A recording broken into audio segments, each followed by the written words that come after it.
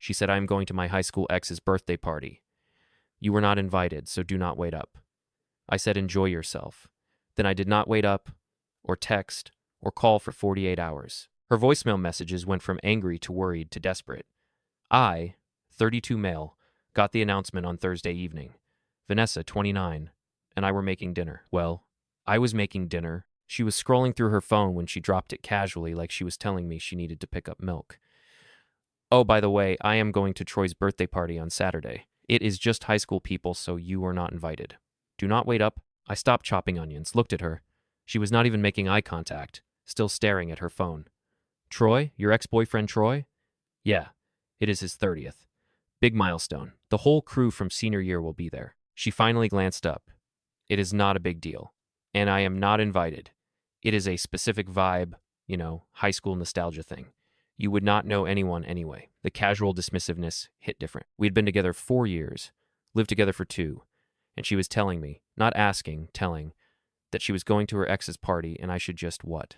Sit at home? Do not wait up, she added, turning back to her phone. It will probably go late. Every instinct screamed to argue, to tell her how messed up this was, to demand she not go. But something clicked. A weird calm washed over me. Enjoy yourself, I said. She looked up, surprised, maybe disappointed like she wanted to fight. That is it? You are cool with it? You are going either way, right? Well, yeah, but I thought you would make it a thing. Nah. I went back to the onions. Have fun. She seemed thrown off, but recovered quick. Okay, cool. Thanks for being mature about it. Saturday came. She spent 3 hours getting ready. Full makeup, the dress she wore to her cousin's wedding last year, the expensive perfume I got her for Christmas for a casual high school reunion. You look nice, I said when she came out. Thanks. She kissed my cheek, leaving a lipstick mark. I will probably crash at Bethany's place if it gets too late. You know how these things go. Sure. You are really okay? Totally. Have a great time. She left at 7:30 p.m. The second the door closed, I grabbed my phone and turned it off. Completely off. And then I packed a bag. See, here is the thing. My brother Derek lives about 2 hours away. We have been planning a weekend to check out this new brewery district that opened near him. I texted him Tuesday before Vanessa's announcement asking if this weekend worked. He said yeah. So that is what I did. I left a note on the kitchen counter, went to Derek's, back Sunday night, grabbed my stuff, got in my car and drove. No text, no call, no have fun, be safe, just gone. Turned my phone back on once I got to Derek's. Immediately notifications exploded. 8 texts from Vanessa, all within the first hour. Hey, you did not respond to my last text. Did you get it? Hello? Okay, this is weird. Why are you not answering? Are you seriously ignoring me right now? Wow, so mature. Whatever, enjoy your little tantrum. I showed Derek. He read them and shook his head.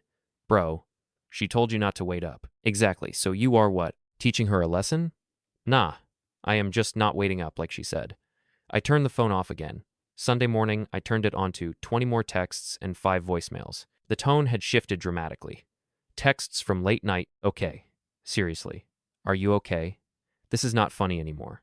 I am getting worried. Can you please just respond? I am coming home. You better be there. The voicemails were something else. First one from late Saturday. Hey, so I know you are mad or whatever, but this silent treatment thing is childish. Call me back. Second one, early morning. Okay, I am leaving the party now. This is ridiculous. Where are you? Third one, I came home and you are not here. Your car is gone. What the hell is going on? Call me right now. Fourth one, I am freaking out. Please just tell me you are alive. I will even apologize if that is what you want. Just answer your phone. Fifth one, fine, I called Derek. He said you are fine. So now I am pissed again. Get home. We need to talk. Derek had indeed gotten a call. Told her I was fine, hanging out with him. And that is all she needed to know. I spent Sunday helping Derek paint his spare room, grab lunch, watch football, normal brother stuff. Around 6 p.m. I headed home, pulled into our apartment complex at 8:30 p.m. Vanessa's car was there. Lights were on in the apartment. Took a breath, went inside. She was on the couch, laptop open, looking furious. The second I walked in, she exploded off the couch. Where the hell have you been? Derek's place. Left you a note. A note? You disappeared for 2 days with a note? You said do not wait up, so I did not. That is not what that means, and you know it. I set my bag down. What did it mean then? It means she stopped, realizing the trap. It means do not stay awake worrying. Not vanish completely. Seemed pretty clear to me. You were going out, did not want me to wait. So I made my own plans. You ignored all my texts, my calls. I thought something happened to you. Weird. I told you I would be at Derek's, even left a note. You knew I was fine. You could have answered. Why? You were at Troy's party, having a great time with people I do not know. Did not want to interrupt. Her face went red. This is about Troy. It is about respect. You told me not to wait up. I respected that. By running away? By making my own plans, just like you. She stared at me, breathing hard. Then her expression changed. Softer. More manipulative. Baby, I did not mean for you to feel excluded. It was just one party. In your wedding guest dress and Christmas perfume, I wanted to look nice. For your ex-boyfriend? It was not like that. Then what was it like? Explain it to me. Because from where I am standing, my girlfriend spent 3 hours getting dressed up for another man's party, told me I was not welcome, and expected me to just sit home alone waiting for her to come back. Maybe after crashing at Bethany's or wherever. You are twisting this. Am I? Because that is exactly what happened. She switched tactics. Tears started forming. Why are you being so mean? I thought we were past this jealousy thing. I am not jealous. I am just done being disrespected. Disrespected? I went to a party. You went to your ex's party, told me I was not invited, got dolled up like it was a date, and planned to stay out all night, then got mad when I did not sit home waiting like a puppy. That is not fair. Neither is what you did, but here we are. She wiped her eyes, mascara smudging. So what? You are breaking up with me over a party? I do not know yet. I need to think. Think? About what? About whether I want to be with someone who thinks this behavior is acceptable. Her tears stopped. Just like that. Cold anger replaced them. You are being ridiculous. Everyone's boyfriend lets them hang out with old friends. Hang out? Sure. But this was not hanging out. This was a calculated disrespect. And you knew it. That is why you told me not to wait up instead of asking if I minded. I am not apologizing for having a social life. I am not asking you to. But I am also not sticking around to be disrespected. I grabbed my bag and walked into the bedroom, started pulling out my work clothes for tomorrow. She followed me. Where are you going? To bed. I have work in the morning. We are not done talking. Yeah, we are. For tonight, anyway. You cannot just ignore me. The irony was rich. I can actually... You want me to wait around for when you decide to give me attention? Nah. I am good. I shut the bedroom door. Locked it. First time I had ever locked her out of our own bedroom. She pounded on it for maybe 5 minutes. Then silence. Update 1. The week after the party was tense. Vanessa tried everything. Tears, anger, guilt trips, promises it would not happen again. I stayed cordial but distant, went to work, came home, existed in our apartment like a roommate. Thursday night, 1 week after the initial announcement, she tried a new approach. I talked to Bethany about everything. I was reading on the couch. Did not look up. Okay. She thinks you are being controlling. She is entitled to that opinion. She said if my boyfriend did what you did, she would leave him. Good thing she is not in this relationship then. Vanessa sat down next to me. I do not understand why you are still mad. It has been a week. I am not mad. Then what are you? I closed my book, looked at her, evaluating. Evaluating what? Whether this relationship is worth continuing. She recoiled like I had slapped her. Over one party? It is not about the party. It is about the disrespect, the entitlement, the expectation that I just take it. I did not cheat. I did not do anything wrong. You prioritized your ex-boyfriend's feelings over mine, spent 3 hours making yourself beautiful for him, told me I was not welcome, then got mad when I did not sit home waiting. It was not about Troy. Was it, though? Be honest. If it was any other friend's party, would you have tried so hard to look perfect? She hesitated. Fatal mistake. That is what I thought. Okay, fine. Maybe I wanted to look good. So what? I used to date him. I wanted to show him doing well. That is normal? At your current boyfriend's expense? That is the part that is not normal. You are making this into something it is not.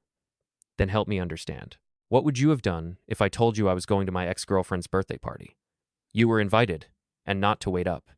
Silence. Exactly. Friday night, her mother got involved. Diane called my phone around 8 p.m. Hello? We need to talk about Vanessa.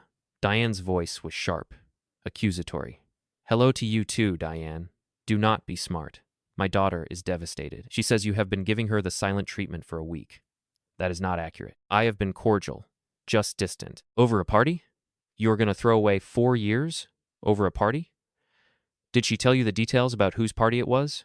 Her old friend Troy. So what? Her ex-boyfriend Troy, the party I was not invited to. That she got dressed up for like it was a wedding. Pause. Well, she's allowed to have friends. Absolutely. But she is not allowed to disrespect me and expect no consequences. Consequences? Who do you think you are? Someone who knows his worth. Look, Diane made a choice. She chose to prioritize her ex's feelings over mine. Now I am making choices about what I will accept in a relationship. You are being a child. Maybe. Or maybe I am finally setting boundaries. Either way, this is between me and Vanessa. She loves you? Then she has a funny way of showing it. I hung up. Probably should not have, but I was tired of defending my position. Saturday morning, Vanessa was cold, barely spoke. Around noon, Bethany showed up without being invited. I was in the living room when I heard Vanessa let her in. Hey, Bethany said, spotting me. We need to talk. Do we? Yeah, you are being super unfair to V. I set down my coffee. I am listening. She went to a party.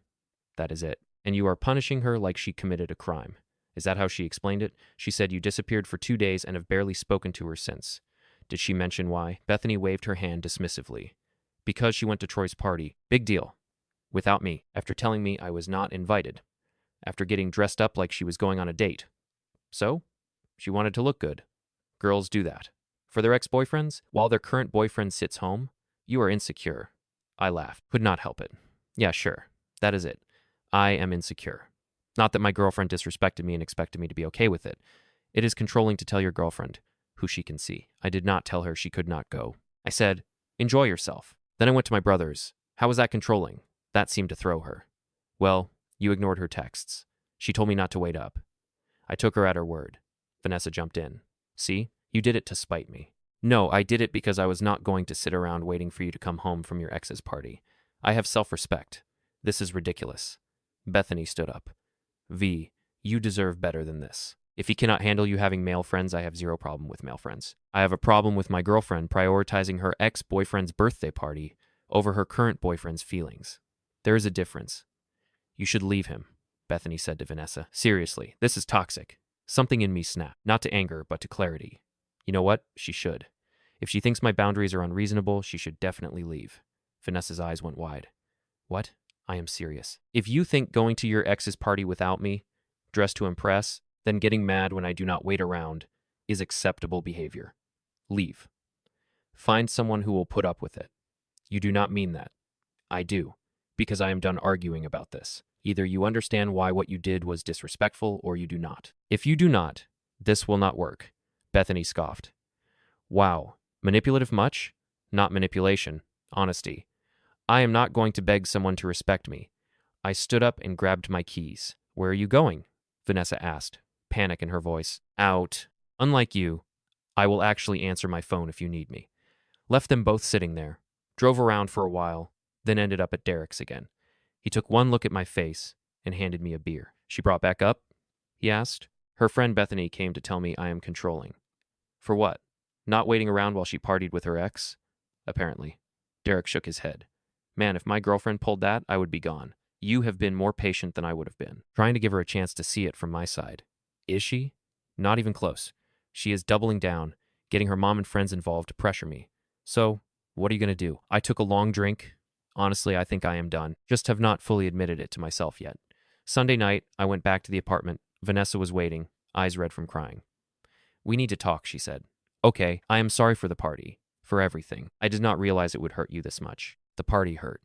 But what hurt more was your reaction after. The defensiveness, the refusal to see my side, bringing in your friend and your mom to gang up on me. I was confused. I did not understand why you were so upset, because you did not want to understand. You wanted to be right. That is not fair. Is it not? I explained multiple times why it bothered me. You dismissed every single concern. She wiped her eyes. So, what do? I do not know. I need more time. How much time? As much as I need. That is not an answer. It is the only one I have right now. Update 2. 2 weeks after the party, things came to a head. I had been sleeping in the spare room. Vanessa hated it, kept asking when I would get over this, but I stayed firm. Tuesday evening, I came home from work to find Vanessa, Bethany, and another friend named Christy all sitting in the living room. An intervention. Seriously, I said. We are worried about you, Christy said. This is not healthy. I dropped my bag. What is not healthy? This punishment you are putting Vanessa through. She made one mistake. Going to her ex's party is not the mistake. The disrespect is. And there has been no apology that actually addresses that. Vanessa jumped in. I said I was sorry. You said you are sorry. I am upset. That is different than being sorry for what you did. What is the difference? She was getting loud. One takes responsibility. The other blames me for my reaction. Bethany rolled her eyes. This is semantics. No, it is communication, and it matters. Christy tried a softer approach. Look, we get that you are hurt, but at some point you have to decide to forgive and move forward. Or I decide this is not something I can move forward from. All three women stared at me. Are you saying you want to break up? Vanessa's voice cracked. I am saying I do not know if I can be with someone who fundamentally does not see the problem with what happened. I see it now. I get it. I should not have gone. But do you understand why you should not have? Or are you just saying what you think I want to hear? Silence. Then Vanessa exploded. I am so sick of this. You are holding this over my head. Yes, I went to a party. Yes, it was Troy's. But I did not cheat. I did not do anything, and you were acting like I betrayed you. You did betray me. Not physically, but you showed me where I rank. Below your ex-boyfriend, below looking good for people from high school, below basic respect. That is not true. Then why did you spend 3 hours getting ready? Why did you specifically uninvite me? Why did you plan to stay out all night? I told you it was a nostalgia thing. Nostalgia for what? Your relationship with Troy? Her face flushed. No, for high school, for being young, while looking smoking hot for your ex. Come on, Vanessa. I am not stupid. Bethany stood up. Okay, this is going nowhere. V, maybe he is right. Maybe you should leave. This is toxic. Something in Vanessa's expression changed like a light switch. The tears stopped. Cold calculation replaced them. You know what? Fine, I will leave, but I am taking half of everything. I blinked. What? We have lived together 2 years. I have rights. Half the furniture, half the security deposit. The apartment is in my name. I paid the security deposit, and I bought most of the furniture. I contributed. Did you just live here? Her face went red. I pay rent. You pay me $400 a month. Rent is $1,800. I cover utilities, internet, everything else. That is not fair. I make less than you, which I have never had a problem with. But now you are trying to act like you are entitled to half. Christy interjected. She gave up 2 years for you. That has to count for something. 2 years she spent living in a nice apartment for cheap while I covered most expenses. I think that counts for something too. Vanessa's eyes narrowed. You are really going to be like this? Like what? Factual? Petty. I am not being petty. I am protecting myself. You have made it clear where we stand. I am just responding accordingly. She grabbed her phone. I am calling my mom. She will tell you. Tell me what? That I should give you money and furniture because you went to your ex's party and I got upset? Stop twisting things. I am not twisting anything. You are upset. I am not rolling over. That is different. Bethany grabbed Vanessa's arm. Come on, let us go. He is not worth this. They started to leave, but Vanessa turned back. I will be back for my stuff with witnesses. That is fine. Take what is yours. I will have a list ready. After they left, I sat down and actually made a list. Turned out Vanessa owned very little. Some clothes, some books, a desk I had given her for Christmas 2 years ago. Maybe $800 worth of stuff total. Everything else I had bought before she moved in or purchased during our relationship with my money. Wednesday, she came back with Diane and Bethany. I had the list ready. Diane immediately started, "This is ridiculous. She has lived here 2 years, and I am giving her everything that is hers." I handed over the list. Diane scanned it. A desk? Some books? That is it? That is what she owns. What about the couch? The TV? I bought those 3 years ago before she moved in. You are being spiteful. I am being accurate. She is welcome to anything she actually purchased, but she does not get to claim my stuff because we broke up. Vanessa was crying again. I cannot believe you are doing this. Doing what? Protecting my belongings? You just threatened to take half of everything. Because I deserve something. You got 2 years of subsidized rent in a nice apartment. That is worth about $28,000 in rent difference alone. I think that is something. Diane's mouth opened and closed. She had not done that math. So, you kept track? Vanessa spat. Kept a running tab of what I had owe you? No, but I am not pretending you contributed equally when you did not. Bethany grabbed a box. Whatever. Let us just get your stuff and go. It took them about an hour to pack up Vanessa's belongings. Not much to take. Near the end, Diane pulled me aside. You are going to regret this. She really loved you. Then she had a funny way of showing it. Everyone makes mistakes, and everyone deals with consequences. She made a choice, so did I. They left. The apartment felt bigger, emptier, but not in a bad way. More like someone had removed a weight I did not know I was carrying. Thursday, Vanessa texted from a new number. I am staying with my mom. We need to figure out the security deposit. I replied, you were not on the lease. No claim to the deposit. I live there. As my guest, not a tenant. This is theft. It is property law. Check with a lawyer if you want. She did. Friday afternoon, I got a letter from a lawyer. Budget firm. Terrible formatting. Demanded $2,100. Half the security deposit plus emotional damages. I replied through my cousin, who is a paralegal. Short letter. Miss Last Name was not on the lease. She paid minimal rent as a guest. She has no legal claim to the security deposit or any compensation. Cease contact or we will pursue harassment charges. Never heard from the lawyer again. Final update. It has been 6 weeks. Vanessa is living with her mom. According to mutual friends who still talk to me, not many but a few, she is telling everyone I kicked her out over nothing and stole thousands from her. The narrative got wild. Apparently, I am an abusive controller who manipulated her for years and finally showed my true colors. The party was just her trying to maintain friendships, and I exploded with rage. Fun story. Completely false, but fun. 2 people reached out privately, one of her old roommates from before we dated, and a guy from her work. Both basically said the same thing. This sounds exactly like what she did in her last relationship. Made herself the victim when things ended. Validating, but also sad. Pattern behavior that I had missed. I have not dated anyone. Not ready. Been focusing on work, hanging out with Derek more, actually enjoying my space. The apartment feels like mine now. I rearranged furniture, got a new bookshelf, turned her old desk into a bar cart after confirming she did not want it back. Bethany tried to add me on social media last week. Blocked immediately. Diane sent me a long email about forgiveness and Christian values. Deleted without reading past the first paragraph. Vanessa's last text from 3 weeks ago. I hope you are happy. You ruined my life. I did not respond, but honestly, I am happy. Happier than I was. Turns out self-respect feels better than a relationship built on me accepting disrespect. The whole thing taught me something important. When someone shows you who they are, believe them. Vanessa showed me she would prioritize an ex-boyfriend over her current boyfriend. Then showed me she would play victim when called out. Then showed me she would lie to friends and family to maintain that victim narrative. I believed all of it and acted accordingly. Some people think I overreacted, that I should have just forgiven her and moved on. Maybe they are right. Maybe I threw away a 4-year relationship over one party, but I do not think so. I think I ended a relationship that was heading toward me being a doormat, where disrespect was normalized and questioning it made me the bad guy. She wanted to go to her ex's party? Cool. I wanted a partner who would consider my feelings before doing that. Turns out we wanted different things. No hard feelings, no revenge plots, no dramatic blow-ups, just consequences. She made choices. I made choices. Now we both live with them. And I am doing fine.